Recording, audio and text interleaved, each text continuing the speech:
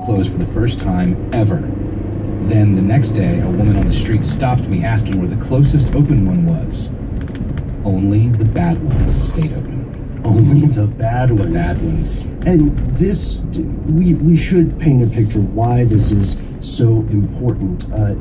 Even now, for something to be called traditional homemade bread, only 4 ingredients legally can be used: flour, water, salt, and yeast. 70% of bread is still produced in boulangeries, those local bakeries, rather than industrial warehouse factories, you know.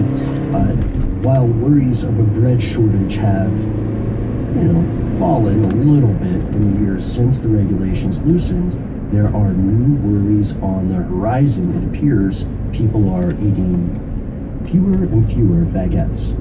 Yeah, it's true. Per capita consumption of baguettes has fallen by more than 80% since 1900. And at that time, the average person in France ate more than 3 of them a day. That's a lot, isn't it? These are big, man. Right. And today, it's as of 2017, it's down to about a half a loaf a day.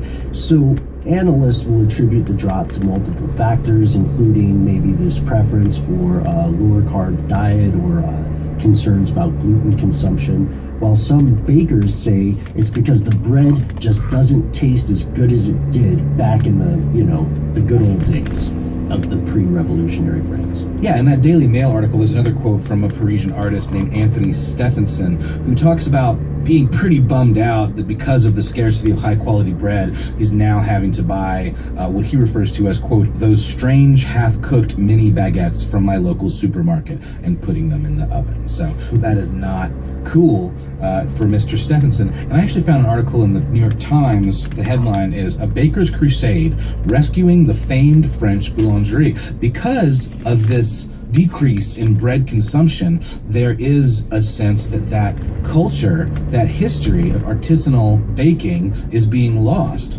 So a man by the name of Pascal Rigaud, a French businessman, has decided to try to save the fledgling authentic French boulangerie by coming up with a model that allows scaling of these businesses while also using higher quality ingredients. And in order to do that, he is going to shrink each store, making it where you only have to have one person to run it, and buying ingredients centrally that allows the shops to enhance the quality and also increase bargaining power, and it limits the number of products sold. So you might have a store that only sells baguettes as opposed to a diversified bakery where you have all kinds of other pastries. So this isn't a big warehouse plan. This sounds like a community of what would be smaller stores that are in keeping with French tradition. This could help trigger a resurgence, right? Because we saw the numbers of these traditional bakeries dropping over the past few decades. That's right. Looks like in 2015 there were 28,000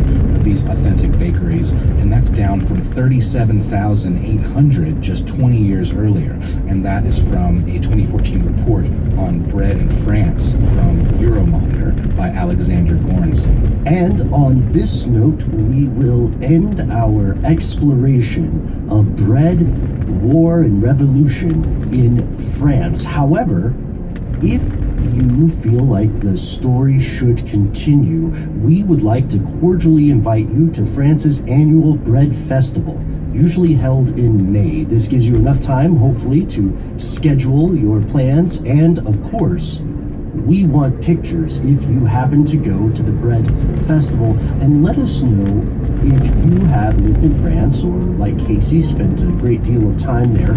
We'd like to hear what your favorite bakeries are. We'd like to hear your impressions of where bakers stand in French society today. I'm very interested in that because over just the course of this episode, we saw bakers being unfairly characterized as villains, and then as models of the working class, as masters of their craft. So what are they today in 2017? You can write to us at ridiculous@howstuffworks.com. You can drop us a note on Facebook. We're Ridiculous History there too. I think we have a Twitter now. You can tweet at us at Ridiculous History, or